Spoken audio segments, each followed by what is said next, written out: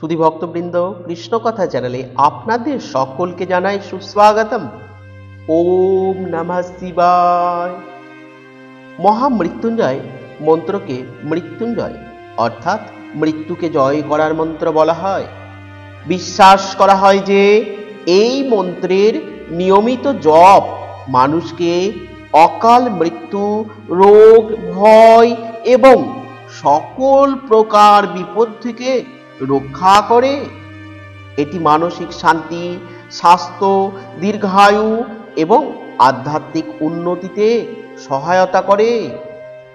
এটি কর্মফলের প্রভাব কমাতে এবং মোক্ষ প্রাপ্তিতেও সাহায্য করে বলে মানা হয়। মহামৃত্যুঞ্জয় মন্ত্র হল ভগবান শিবকে আহ্বান জানানোর একটি শক্তিশালী মাধ্যম, যা জপকারীকে জীবনের সকল কষ্ট থেকে মুক্তি দিয়ে আধ্যাত্মিক এবং শারীরিক কল্যাণের দিকে পরিচালিত করে।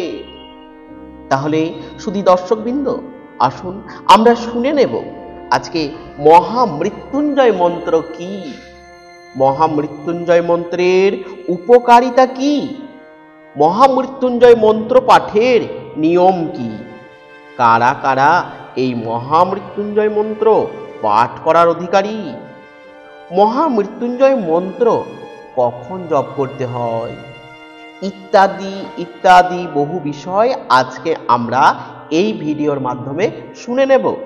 তাই আমার সকল দর্শকবৃন্দদের অনুরোধ করব যে আজকের ভিডিওটি একদমই স্কিপ না করে সম্পূর্ণ দেখবেন।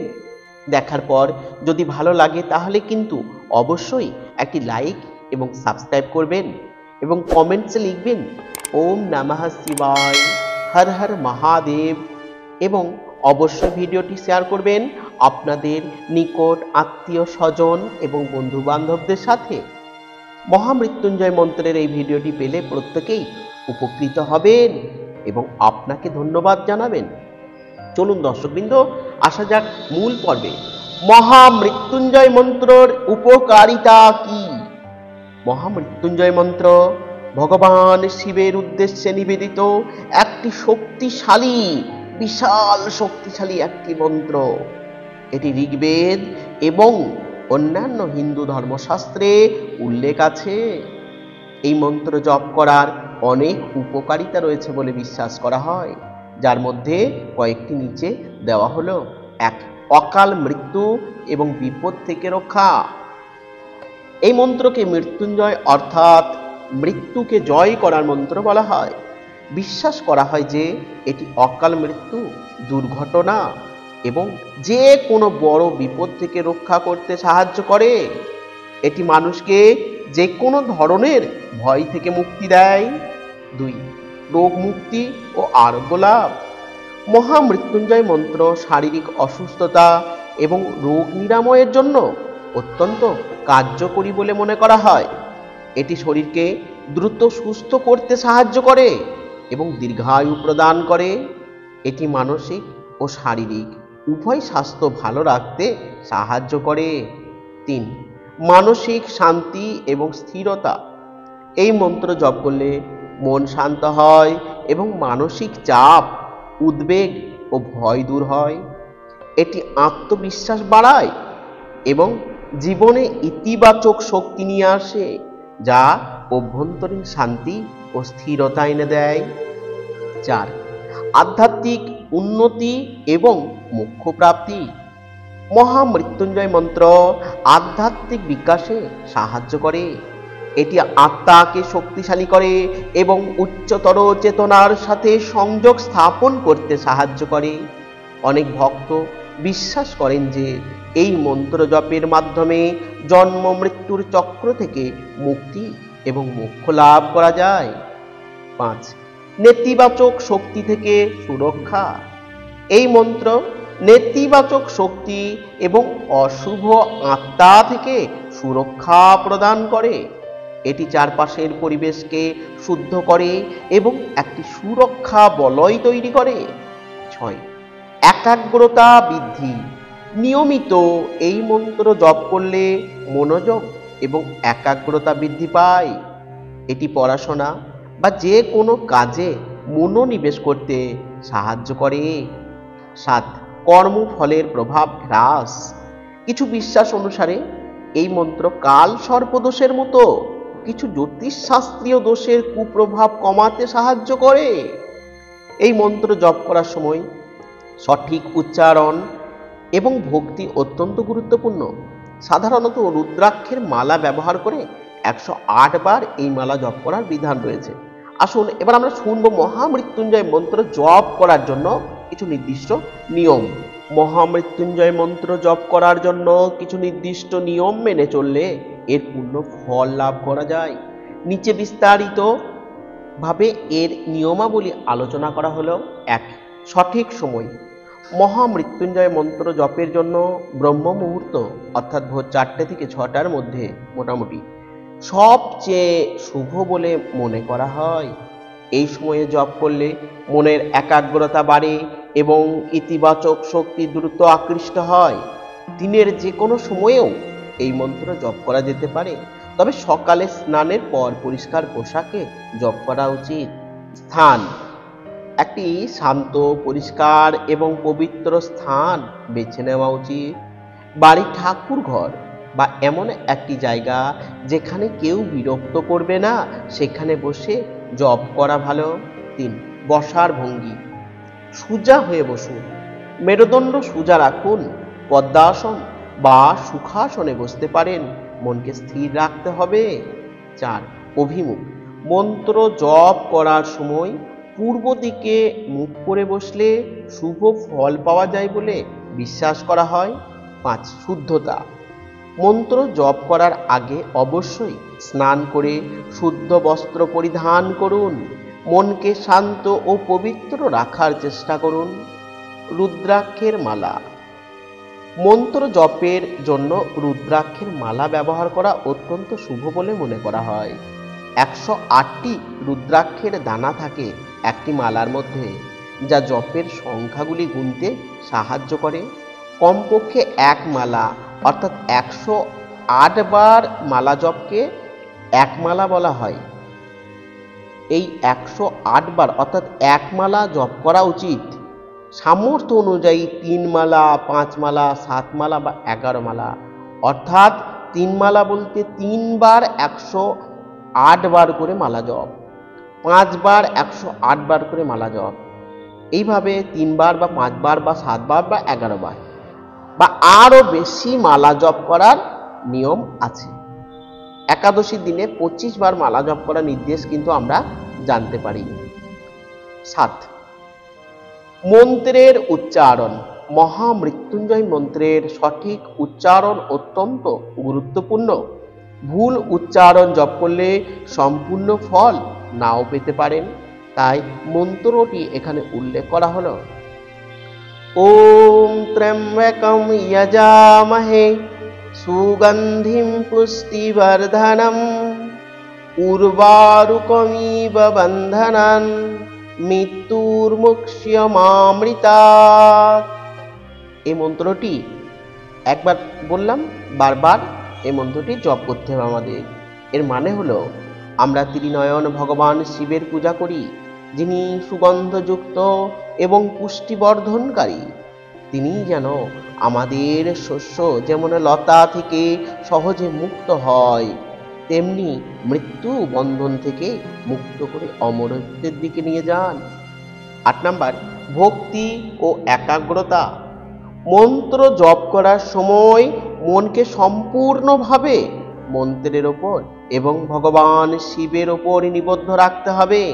কোনো রকম খারাপ চিন্তা বা নেতিবাচক ভাবনা মনে আনা যাবে না। পূর্ণ ভক্তি ও বিশ্বাস সহকারে জপ করলে এর প্রভাব বহু গুণে বেড়ে যায়। 9. শিবের ছবি বা মূর্তি। যদি সম্ভব হয় জপের সময় আপনার সামনে ভগবান শিবের একটি ছবি বা মূর্তি স্থাপন করতে পারেন, এতে মন আরো একাগ্র হয়। 10.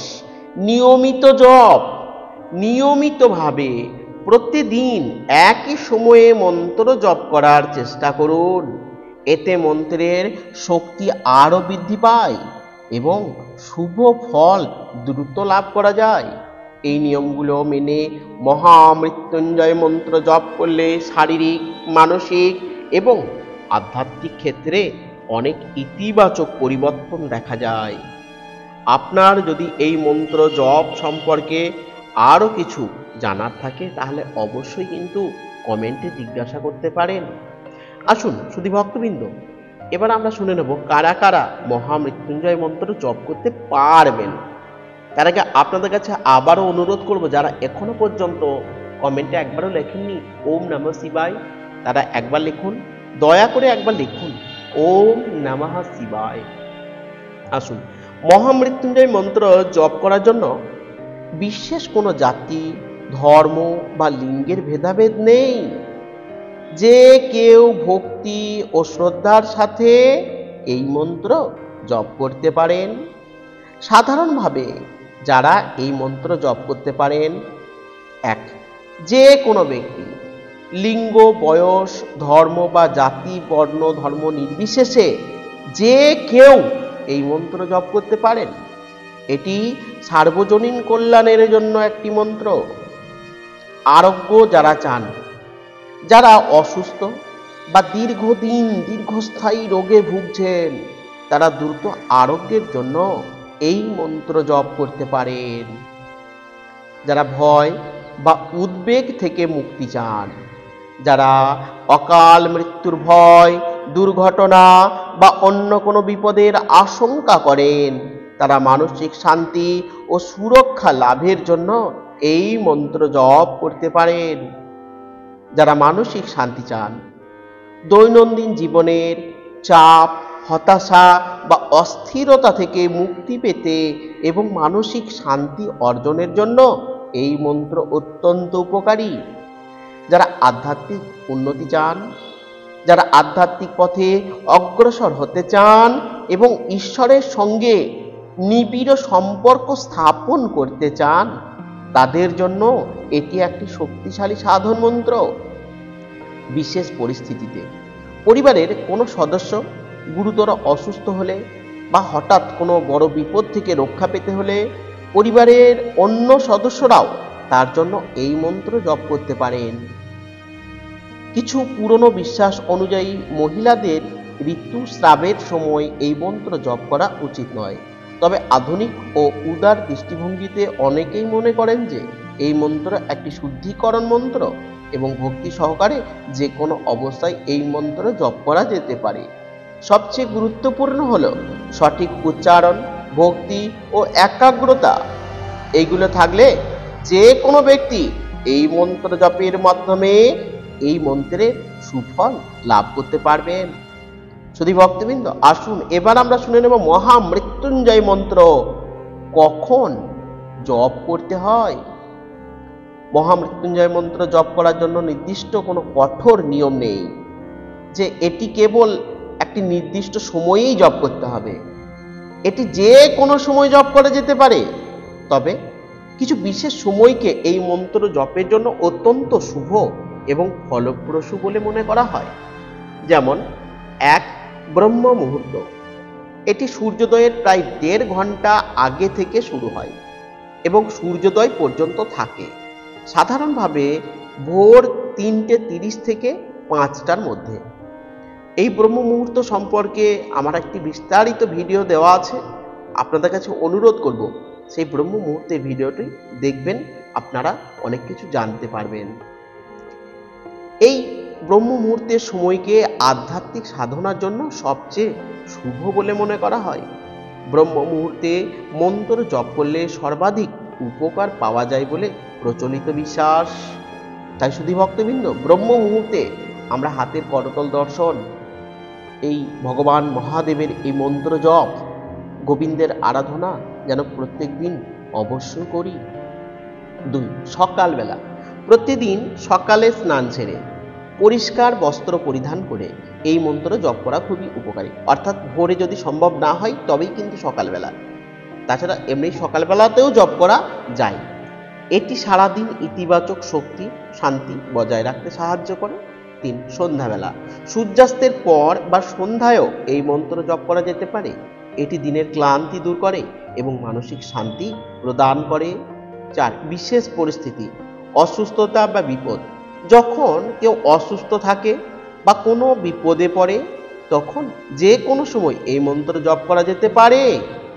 জন্মদিন বা বিশেষ তিথি, জন্মদিন, শিবরাত্রি, শ্রাবণ মাস বা অন্যান্য শুভ তিথিতে এই মন্ত্র জপ করা বিশেষ ফলদায়ক।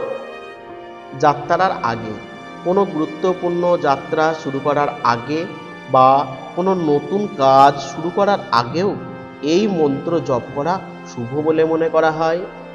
গুরুত্বপূর্ণ বিষয় হলো মন্ত্র জপের সময় ভক্তি, একাগ্রতা এবং সঠিক উচ্চারণ। সময় যাই হোক না কেন, যদি আপনি মন দিয়ে এবং শ্রদ্ধার সাথে জপ করেন তাহলেই এর সুফল লাভ করতে পারবেন। শুধু ভক্তবৃন্দ, আজকের পর্বটি আমি এখানেই শেষ করছি। আশা করছি আজকের ভিডিওটি আপনাদের ভালো লাগলো এবং একটু হলেও উপকারে লাগলো। ভিডিওটি ভালো লাগলে অবশ্যই কিন্তু একটি লাইক, কমেন্টস এবং শেয়ার করবেন। আর যদি চ্যানেলে নতুন হয়ে থাকেন তাহলে চ্যানেলটিকে অবশ্যই সাবস্ক্রাইব করে কৃষ্ণকথা চ্যানেলের সাথে থাকবেন।